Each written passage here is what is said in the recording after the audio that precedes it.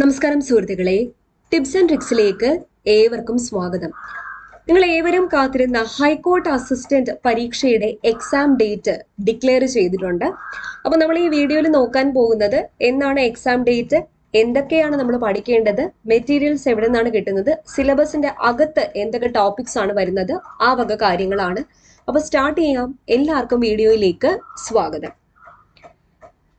അപ്പോൾ written test for selection to the post of assistant in the High Court of Kerala is scheduled to be conducted tentatively on 27/2/2022. അതായത് ഫെബ്രുവരി മാസം 27-ാം തീയതി 2022 ഫെബ്രുവരി മാസം 27-ാം തീയതിയാണ് return test നടക്കാൻ പോകുന്നത്. Admission tickets will be uploaded in the recruitment portal of high court of Kerala 3 weeks prior to the date of test. അപ്പം എക്സാമിന് 3 ആഴ്ച മുന്നേ ആയിരിക്കും അഡ്മിഷൻ ടിക്കറ്റ് അപ്ലോഡ് ചെയ്യുന്നത്. Considering the pandemic situation prevailing in the state, it has been decided to extend the examination centers to all districts of Kerala. കേരളത്തിന്റെ എല്ലാ ജില്ലകളിലും examination centres ഉണ്ടായിരിക്കുന്നതാണ്. Candidates would be allotted examination centers in the districts as provided in their communication address. നമ്മുടെ communication address വെച്ചിട്ട് നമുക്ക് examination centres allowed ചെയ്ത് കിട്ടുന്നതാണ്. Candidates having communication address outside Kerala would be allotted examination center in the district opted by them while filling out the application form. അപ്പോൾ outside Kerala ഉള്ള ആൾക്കാരാണെങ്കിൽ നിങ്ങൾ application form fill ചെയ്ത സമയത്ത് നിങ്ങൾ ഏത് എക്സാമിനേഷൻ സെന്റർ, ഏത് ഡിസ്ട്രിക്റ്റ് ആണോ ഓപ്റ്റ് ചെയ്തത് അവിടെ കിട്ടുന്നതാണ്. No change in the examination center will be entertained under any circumstances. Changes ഒന്നും എക്സാമിനേഷൻ സെന്റേഴ്സിൽ ചേഞ്ചസ് ഒന്നും ഉണ്ടാവത്തില്ല. അപ്പോൾ 27-ാം തീയതി ഫെബ്രുവരി മാസം 27-ാം തീയതിയാണ് എക്സാം നടക്കാൻ പോകുന്നത് എന്നുള്ള കാര്യം ഓർക്കുക. പ്രിപ്പറേഷൻസ് ഓൾറെഡി എല്ലാവരും സ്റ്റാർട്ട് ചെയ്തിട്ടുണ്ടായിരിക്കും. സ്റ്റാർട്ട് ചെയ്ത ആൾക്കാരാണെങ്കിൽ ഇപ്പോഴേ സ്റ്റാർട്ട് ചെയ്തോളാം. ഇനി ഏകദേശം ഒരു 2 months നിങ്ങൾക്ക് പഠിക്കാൻ വേണ്ടി കിട്ടുന്നതാണ്. ഇനി നമുക്ക് ഇതിന്റെ ഡീറ്റെയിൽ ആയിട്ടുള്ള സിലബസിലേക്ക് ഒന്ന് പോകാം. ഇന്ത്യയിലെ നമ്പർ 1 ഓൺലൈൻ എഡ്യൂക്കേഷൻ പ്ലാറ്റ്ഫോമായ അൺഅക്കാഡമിയിൽ ഇനി വരാനിരിക്കുന്ന എല്ലാ PSC പരീക്ഷകൾക്കും വേണ്ടിയിട്ട് ഉടൻ തന്നെ ബാച്ച് കോഴ്സ് സ്റ്റാർട്ട് ചെയ്യുന്നുണ്ട്. KAS എക്സാമിന് വേണ്ടിയിട്ട് ഫ്രീ ആയിട്ടുള്ള live classes December 15 already start ചെയ്തിട്ടുണ്ട്. അതുപോലെ നിങ്ങളിപ്പോൾ പ്രിപ്പയർ ചെയ്യുന്നത് വില്ലേജ് ഫീൽഡ് അസിസ്റ്റന്റിന് വേണ്ടിയിട്ടാണെങ്കിൽ 3ാമത്തെ ബാച്ച് December 22 സ്റ്റാർട്ട് ആവാൻ പോവുകയാണ്. അപ്പോൾ ഒറ്റ സബ്സ്ക്രിപ്ഷനിൽ നിങ്ങൾക്ക് ഈ എല്ലാ കോഴ്സുകളും കിട്ടുന്നതാണ്. 10% ഡിസ്കൗണ്ട് കിട്ടാൻ വേണ്ടി ഞങ്ങളുടെ കോഡായ ടിപ്സ് ആൻഡ് ട്രിക്സ് യൂസ് ചെയ്താൽ മതി. ടിപ്സ് ആൻഡ് ട്രിക്സ് യൂസ് ചെയ്താൽ അൺഅക്കാഡമി തുടങ്ങിയ സമയം തൊട്ടുള്ള എല്ലാ കോഴ്സുകളും നിങ്ങൾക്ക് കാണാൻ പറ്റും. ഇപ്പോൾ സ്റ്റാർട്ട് ചെയ്യുന്ന എല്ലാ കോഴ്സുകളും എൻറോൾ ചെയ്യാനും പറ്റും. ഇപ്പോൾ ഒരു അടിപൊളി ഓഫറും കൂടെ ഉണ്ട്. അതായത് December 20 മുതൽ 24-ാം തീയതി വരെ നിങ്ങൾ സബ്സ്ക്രിപ്ഷൻ എടുക്കുകയാണെങ്കിൽ 18+3 മാസം എക്സ്ട്രാ നിങ്ങൾക്ക് കിട്ടുന്നതാണ്. അതായത് 3 മാസത്തെ എക്സ്ട്രാ സബ്സ്ക്രിപ്ഷൻ ഫ്രീ ആയിട്ട് കിട്ടുന്നതാണ്. 10% ഡിസ്കൗണ്ട് കിട്ടാനുള്ള കോഡ് മറക്കണ്ട, ടിപ്സ് ആൻഡ് ട്രിക്സ്. അതുപോലെ SCRTക്ക് വേണ്ടി മാത്രം കോഴ്സ് സ്റ്റാർട്ട് ചെയ്തിട്ടുണ്ട്. HSAക്ക് വേണ്ടി കോഴ്സ് ഉണ്ട്. ഹൈക്കോർട്ട് അസിസ്റ്റന്റ്, അതുപോലെ +2 മെയിൻസ്, ബെഫ്കോ അസിസ്റ്റന്റ് മുതലായ എല്ലാ പരീക്ഷകൾക്കും വേണ്ടിയിട്ട് ഇപ്പോൾ ബാച്ച് കോഴ്സസ് പോകുന്നുണ്ട്. അപ്പോൾ എല്ലാം നിങ്ങൾക്ക് ഒറ്റ സബ്സ്ക്രിപ്ഷനിൽ വാങ്ങാവുന്നതാണ്. ആദ്യം തന്നെ ഒബ്ജക്റ്റീവ് ടെസ്റ്റും ഡിസ്ക്രിപ്റ്റീവ് ടെസ്റ്റും ഒരു ദിവസമായിരിക്കും ഉണ്ടായിരിക്കുക. ഒബ്ജക്റ്റീവ് ടെസ്റ്റ് കഴിഞ്ഞ ഉടനെ തന്നെ ഡിസ്ക്രിപ്റ്റീവ് ടെസ്റ്റും ഉണ്ടായിരിക്കും.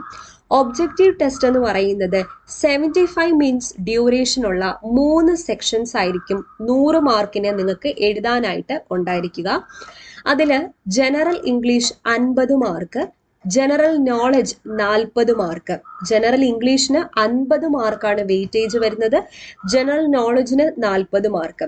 ജനറൽ നോളജ് എന്ന് പറയുമ്പം facts about India, Kerala, constitution of India, general science and information technology, current affairs, ഇത്രയാണ് ജനറൽ നോളജിൽ വരുന്നത് 40 മാർക്ക്. പിന്നെ basic mathematics and reasoning 10 mark. ഇങ്ങനെയാണ് 100 മാർക്ക് വരുന്നത്. ഒന്നുകൂടെ പറയാം, general English 50 mark, general knowledge 40 mark, general നോളജിൽ facts about India, Kerala, constitution of India, general science and information technology, current affairs, basic mathematics and reasoning 10 mark. Correct ആൻസറിന് 1 മാർക്കും incorrect ആയിട്ടുള്ള ആൻസറിന് 1/4 mark deduction, അതായത് നെഗറ്റീവും ഉണ്ടായിരിക്കും.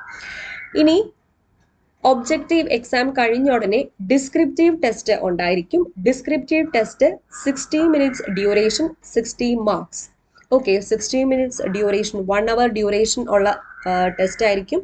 60 മാർക്ക്. ഇതിൽ precise writing, comprehension, short essay ഇതൊക്കെ ആയിരിക്കും ഇൻക്ലൂഡ് ചെയ്തിട്ടുണ്ടായിരിക്കുക. ശേഷം ഇന്റർവ്യൂ. അപ്പം ഈ 2 ടെസ്റ്റും ഒരു ദിവസമായിരിക്കും. ഇതിൽ നിന്ന് ക്വാളിഫൈ ചെയ്യുന്ന ആൾക്കാരെയായിരിക്കും ഇന്റർവ്യൂയിലേക്ക് വിളിക്കുന്നത്. അപ്പോൾ ഇന്റർവ്യൂ 10 മാർക്കിന്റെ ഇന്റർവ്യൂ ആണ്. ഇതിൽ 35% മാർക്ക് ഉണ്ടെങ്കിൽ മാത്രമേ നിങ്ങൾക്ക് റാങ്ക് ലിസ്റ്റിൽ ഇൻക്ലൂഡ് ആവാൻ വേണ്ടി പറ്റത്തുള്ളൂ. ഇത്രയാണ് ഈ ഒരു എക്സാം പാറ്റേൺ എന്ന് പറയുന്നത്. പിന്നെ മീഡിയം ഓഫ് ദ ടെസ്റ്റ് ഇംഗ്ലീഷിലായിരിക്കും. അതുപോലെ ഡിഗ്രി ക്വാളിഫിക്കേഷൻ ഉള്ള ആൾക്കാർക്കായിരിക്കും ഈ ഒരു എക്സാം എഴുതാൻ വേണ്ടി പറ്റുന്നത്. The minimum marks for being included in the shortlist of candidates to be called for the interview will be 40% in the objective test. Objective test 40% mark ഉള്ളവരെയാണ് ഇന്റർവ്യൂയിലേക്ക് വിളിക്കുന്നത്. The number of candidates to be included in the shortlist of candidates to be called in the interview will be decided by the High Court. Having regard to the number of vacancies notified, the number of candidates appointed from the previous list, nature of the post and chances of occurrence of vacancies. ഇതെല്ലാം കണക്കിലെടുത്തായിരിക്കും അവർ കാൻഡിഡേറ്റ്സിന്റെ short list ഇടുന്നത്. അതുപോലെ descriptive test paper of only those candidates will be evaluated who are eligible to be included in the short list of candidates to be called for the interview as stated above on the basis of marks in the objective test. There will no cut off for descriptive test. Descriptive test cut off mark ഉണ്ടായിരിക്കുന്നതല്ല. The marks obtained in the objective test will be added to the marks obtained in the descriptive test and interview for preparing the final rank list. അപ്പോൾ descriptive test കിട്ടിയ മാർക്കും objective ടെസ്റ്റിന് കിട്ടിയ മാർക്കും ഇന്റർവ്യൂവിന് കിട്ടിയ മാർക്കും എല്ലാം കൂടി ചേർത്തിട്ടായിരിക്കും ഫൈനൽ റാങ്ക് ലിസ്റ്റ് പബ്ലിഷ് ചെയ്യാൻ പോകുന്നത്.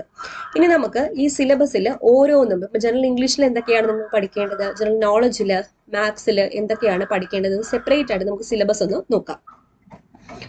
ആദ്യം തന്നെ നമ്മൾ പറഞ്ഞു ഒബ്ജക്റ്റീവ് ടൈപ്പിന് general knowledge, general English, basic mathematics and reasoning. General knowledge 40 mark, ഇംഗ്ലീഷിനാണ് അവിടെ weightage 50 mark, basic mathematics and റീസണിങ്ങിന് 10 മാർക്ക്. ഡിസ്ക്രിപ്റ്റീവ് ടൈപ്പ് ആണെങ്കിൽ precis, comprehension and short essay 60 മാർക്കാണ്, ഇന്റർവ്യൂ 10 മാർക്ക്. ഇങ്ങനെയാണ് നിങ്ങളുടെ മാർക്സ് വരുന്നത്. അപ്പോൾ ബേസിക് മാത്തമാറ്റിക്സിൽ നിങ്ങൾക്ക് പഠിക്കേണ്ടത് എന്തൊക്കെയാണ്?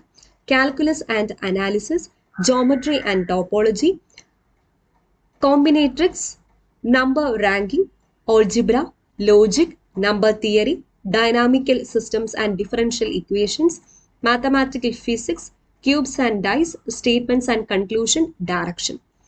General English le പഠിക്കേണ്ടത് sentence improvement, idioms and phrases, antonyms, error correction, joining sentences, preposition, sentence arrangement, active voice, passive voice, fill in the blanks, synonym, spotting error, para completion, substitution, sentence completion, passage completion, error correction.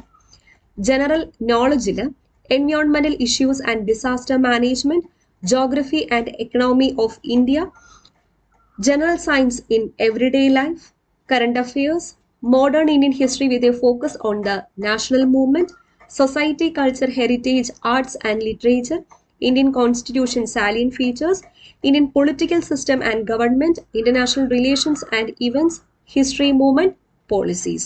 കൂടാതെ current affairs. അപ്പോൾ ഇതിന്റെ previous questions ഒരുപാട് available ആണ്. Previous questions collect ചെയ്യുമ്പോൾ നമുക്ക് ഏറ്റവും കൂടുതൽ ചോദ്യങ്ങൾ വന്നിരിക്കുന്നത് കോൺസ്റ്റിറ്റ്യൂഷൻ വിഭാഗത്തിൽ നിന്നാണ്. ജി കെയിൽ കോൺസ്റ്റിറ്റ്യൂഷൻ വിഭാഗത്തിലാണ് ഏറ്റവും കൂടുതൽ ചോദ്യങ്ങൾ വന്നിരിക്കുന്നത്. അതങ്ങനെ ആയിരിക്കുമല്ലോ, കാരണം ഹൈക്കോർട്ട് എന്ന് പറയുന്ന ഒരു കോൺസ്റ്റിറ്റ്യൂഷണൽ ബോഡി ആയതുകൊണ്ട് തന്നെ കോൺസ്റ്റിറ്റ്യൂഷനിൽ നിന്ന് ഒരുപാട് ചോദ്യങ്ങൾ പ്രതീക്ഷിക്കാവുന്നതാണ്. അപ്പോൾ ഇത്രയാണ് നമ്മൾ സിലബസിനെ ഒന്ന് കീറി മുറിച്ച് നോക്കുമ്പോൾ നമുക്ക് പഠിക്കേണ്ട പോയിന്റ്സ് അല്ലെങ്കിൽ പഠിക്കേണ്ട ടോപ്പിക്സ്. ഓക്കെ, അപ്പോൾ ഇത് ഇത്രയും ഒബ്ജക്റ്റീവ് ടൈപ്പ് ഉള്ളതാണ്. ഡിസ്ക്രിപ്റ്റീവ് ടൈപ്പിന് നിങ്ങൾ എന്തായാലും ഒരു ബുക്ക് മേടിക്കേണ്ടതായിട്ടുണ്ട്. പ്രിസൈസ്, കോംപ്രഹെൻഷൻ ആൻഡ് ഷോർട്ട് എസ്സേക്ക് വേണ്ടിയിട്ട് കിരൺ പബ്ലിക്കേഷൻസിന്റെ ഒക്കെ ബുക്സ് അവൈലബിൾ ആണ്. അത് നിങ്ങൾ SSCക്ക് വേണ്ടിയിട്ട് SSC CGLനൊക്കെ ഡിസ്ക്രിപ്റ്റീവ് ഉണ്ടല്ലോ, അപ്പം അതിനുവേണ്ടി പ്രിപ്പയർ ചെയ്യുന്ന ബുക്സ് നിങ്ങൾ വാങ്ങിയാൽ മതി. നെറ്റിലൊക്കെ സെർച്ച് ചെയ്താൽ മതി, ബുക്സ് അവൈലബിൾ ആണ്. ഓൺലൈനായിട്ട് നിങ്ങൾക്ക് വാങ്ങാൻ വേണ്ടി പറ്റും. ഓക്കെ, അപ്പോൾ ഏകദേശം ഒരു ഐഡിയ കിട്ടിയെന്ന് വിശ്വസിക്കുന്നു. ഫെബ്രുവരി മാസം 27-നാണ് എക്സാം വരുന്നത്. നന്നായിട്ട് തന്നെ പ്രിപ്പയർ ചെയ്യുക, നല്ല ചാൻസ് ആണ്. ഇപ്പം വേക്കൻസീസ് കുറച്ചാണ് ആദ്യം റിപ്പോർട്ട് ചെയ്യുന്നതെങ്കിലും ഒരുപാട് വേക്കൻസീസ് വരാനുള്ള ചാൻസ് ഉണ്ട്. ഓക്കെ, അപ്പോൾ എല്ലാവർക്കും ഓൾ ദി ബെസ്റ്റ്. ഈ ഒരു ഇൻഫോർമേഷൻ എല്ലാവർക്കും ഒന്ന് ഷെയർ ചെയ്ത് കൊടുക്കുക. വീണ്ടും കാണാം. താങ്ക്